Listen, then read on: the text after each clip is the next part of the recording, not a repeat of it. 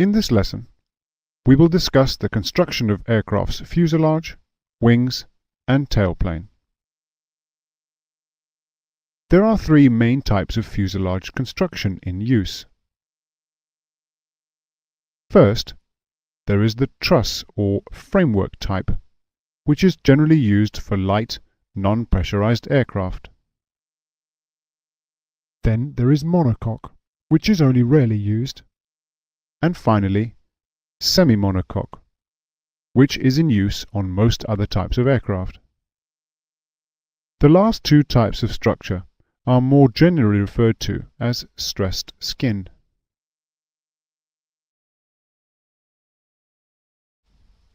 The framework or truss consists of light gauge steel tubes welded together to form a space frame of triangular shape to give the most rigid of geometric forms.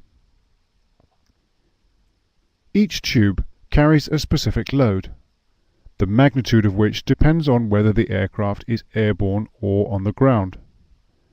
It is a strong, easily constructed, and relatively trouble-free basic structure. The framework is covered by a lightweight aluminium alloy or fabric skin to give an enclosed, aerodynamically efficient load-carrying compartment.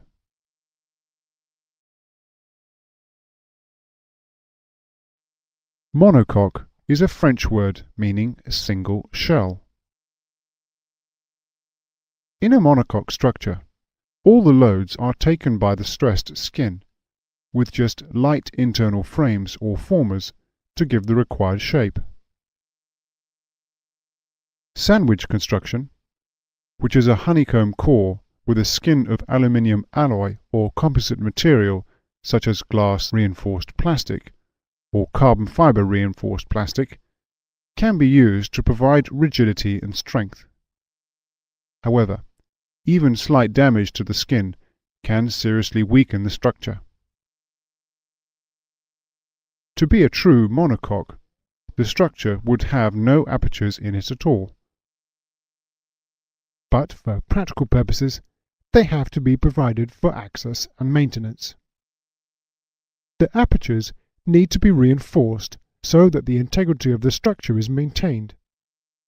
Once the aircraft doors are closed and all the hatches and access panels are fitted, the fuselage is, to all intents and purposes, a monocoque structure. One of the few examples of monocoque fuselage constructions is the Beech Starship.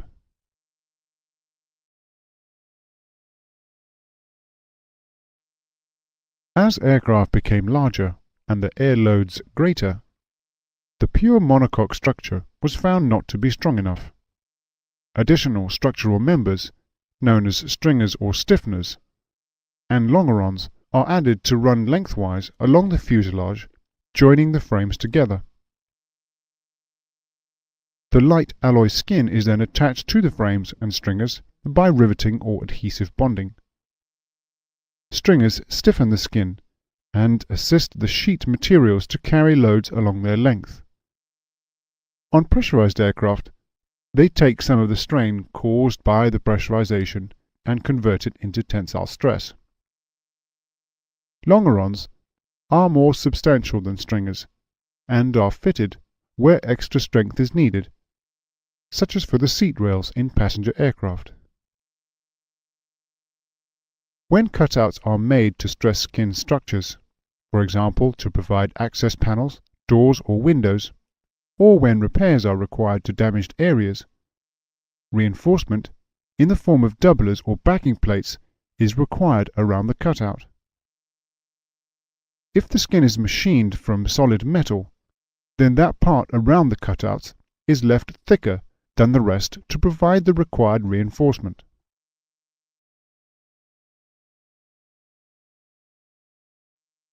The flight deck windows fitted to pressurized aircraft must withstand both the loads of pressurization and, because birds also use the sky and are not under air traffic control, they must bear the impact loads from possible bird strikes. To do this, they are constructed from toughened glass panels, attached to each side of a clear vinyl interlayer. Windscreens are surrounded with a rubber seal and attached to the frame by bolts passing through the extended edge of the vinyl interlayer. An electrically conductive coating applied to the inside of the outer glass panel is used to heat the windows. This prevents ice from forming and maintains the window's flexibility, making it more able to withstand bird strikes. The shock loading of a bird strike impact is absorbed by the ability of the vinyl interlayer to stretch and deform should the impact be sufficient to shatter the outer glass. The aircraft must be capable of continued safe flight and landing after impact with a 4-pound or 2-kilogram bird when the velocity of the aircraft is equal to its design cruise speed, VC, at sea level, or 0.85 VC at 8,000 feet, whichever is the most critical. In other words, the windscreen must be able to withstand this impact without penetration.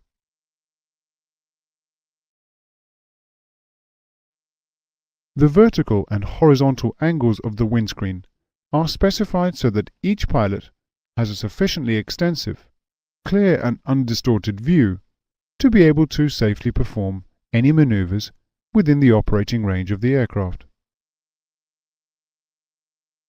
It is important that the pilot has his seat in the correct position to get a good view forwards and downwards out over the window over the coaming and nose of the aircraft, without restricting his overall view. To help with this, reference eye points are often painted on the flight deck windscreen frame. On some aircraft, an opening window to the side of the windscreen, known as a direct vision or DV window, is provided to enable the pilot to have sufficient visibility to land the aircraft safely should the windscreen become obscured. These windows are also sometimes used as emergency exits.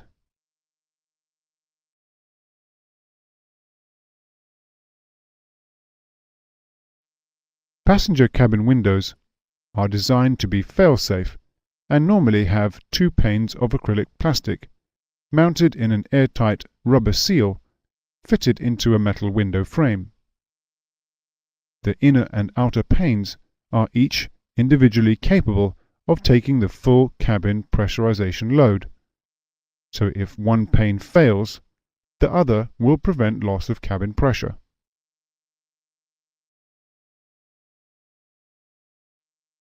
The wings support the weight of the aircraft in the air, and so must have sufficient strength and stiffness to be able to do this.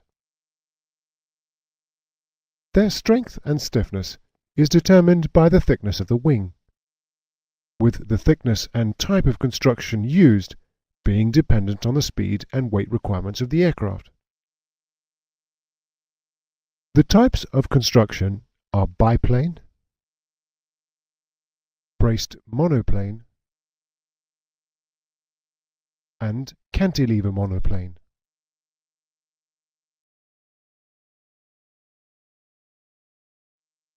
Very few biplanes fly at more than 200 knots in level flight, so the air loads are low, which means that a truss-type design, which is covered in fabric, is satisfactory. The wing spars, interplane struts, and bracing wires form a lattice girder of great rigidity, which is highly resistant to bending and twisting.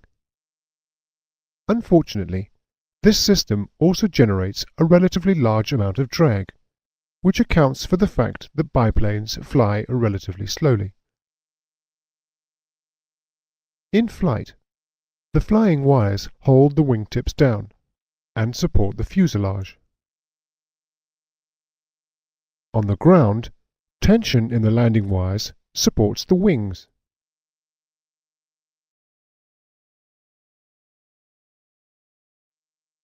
In the braced monoplane type of design, the wing is connected by a brace to the fuselage or landing gear. In flight, the brace is subject to tensile loads and acts as a tie. On the ground, it is under compression and acts as a strut. To provide fail-safe protection, the brace is often made from more than one member. The Short's Skyvan, for instance, has 3 members per brace. This type of design is mainly used on low-speed aircraft.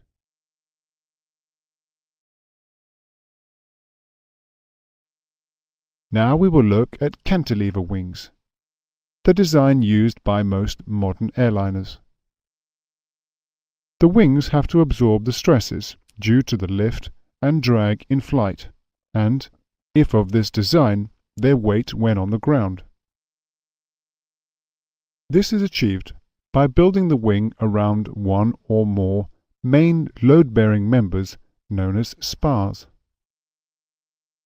The wing spars pass from wingtip to wingtip either as single structures or as connected sections.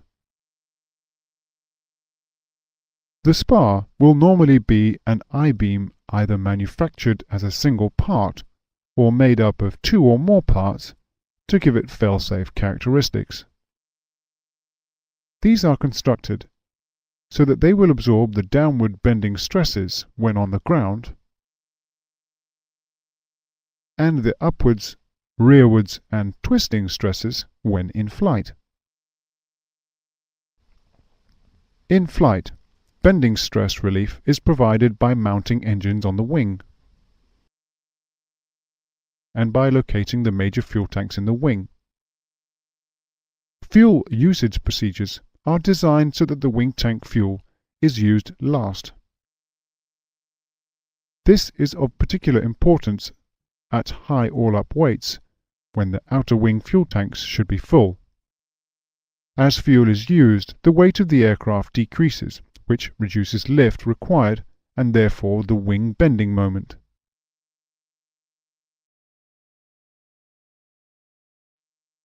The wing may be of a single spar, twin or multi-spar construction.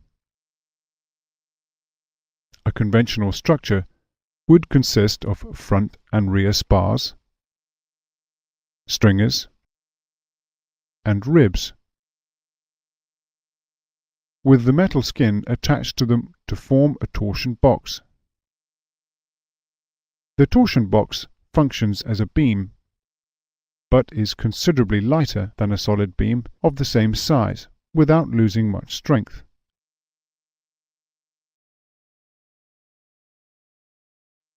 The stressed skin takes the loads due to the differences in air pressure and the mass and inertia of the fuel in the wing tanks.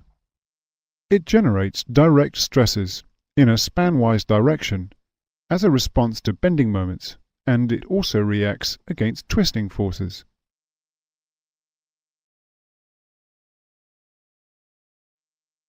Stringers are spanwise members which give the wing rigidity by stiffening the skin in compression.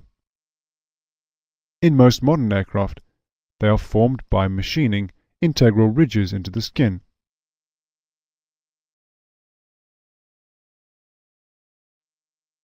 Ribs maintain the aerofoil shape of the wing, support the spars, stringers, and skin against buckling, and pass concentrated loads from the engines, landing gear, and control surfaces into the skin and spars.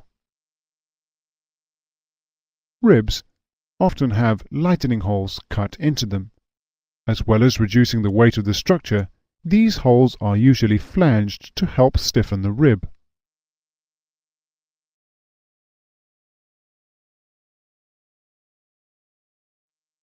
The major structural components of the wing are generally manufactured from aluminium alloys.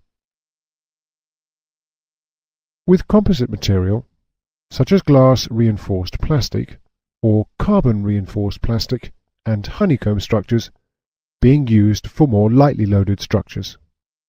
Carbon-reinforced plastics are gaining wider acceptance for the manufacture of major structural components, such as the fin and horizontal stabilizer. There are a number of aircraft mass limitations that you must become familiar with. The maximum zero fuel mass of an aeroplane is defined as the maximum permissible mass of an aeroplane with no usable fuel. This limit is set by the maximum bending load that the wing root is able to support. The maximum zero fuel mass sets the maximum load that can be carried in the fuselage. Fuel added to the wing will not increase the wing bending load. In fact, it will reduce it. Maximum structural takeoff mass is the maximum permissible total aeroplane mass at the start of the takeoff run. Maximum structural taxi mass is the maximum mass of the aeroplane at the commencement of taxi. This is sometimes also referred to as the maximum ramp mass. Maximum structural landing mass is the maximum permissible total aeroplane mass on landing in normal circumstances.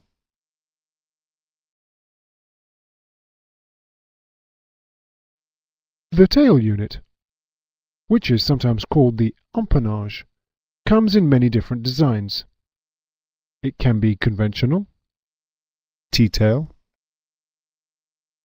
H-tail, or V-tail.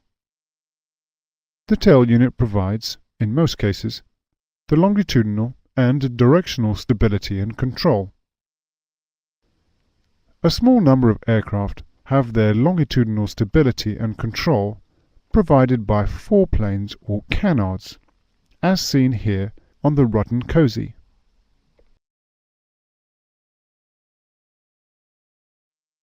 The horizontal surfaces, which are known as the tailplane or horizontal stabilizer, provide longitudinal stability by generating upwards or downwards forces as required.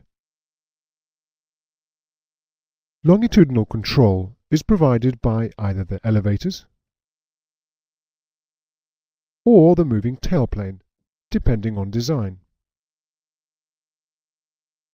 For instance, the Boeing 747 uses elevators for control and the tailplane for pitch trim,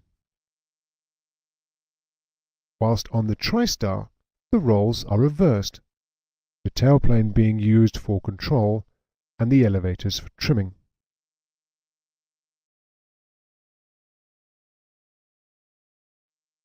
The vertical surfaces, the vertical stabilizer or fin, generate sideways forces as required to provide stability about the normal axis. Directional control is provided by the rudder. The operation of these flying controls is fully covered in the Flight Controls series of lessons.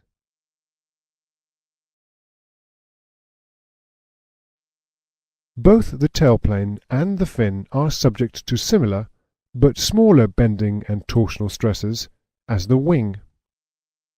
Structurally, the tail unit components are generally smaller versions of the wings, in that they use spars, ribs, stringers, and skin in their construction.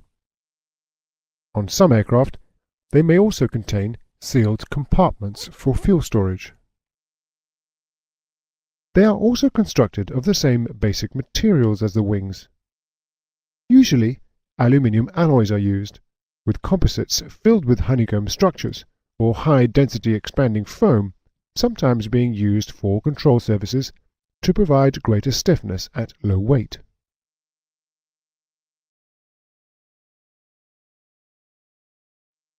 Aerodynamic flutter is the rapid and uncontrolled oscillation of a flight control, or the surface to which it's attached, which occurs as a result of an unbalanced surface.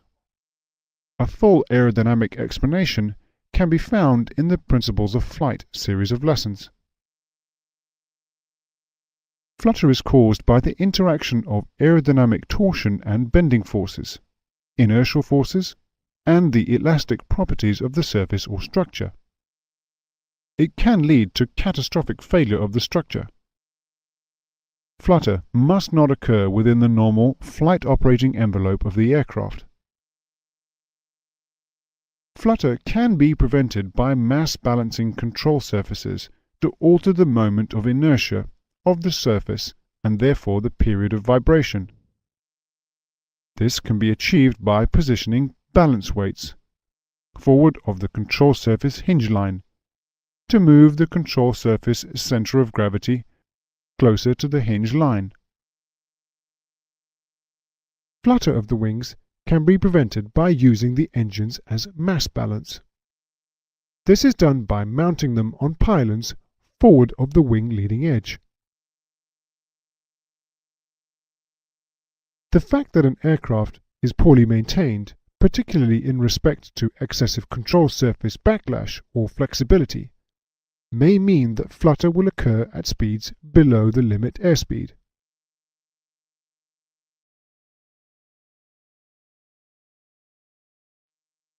This is the end of the lesson.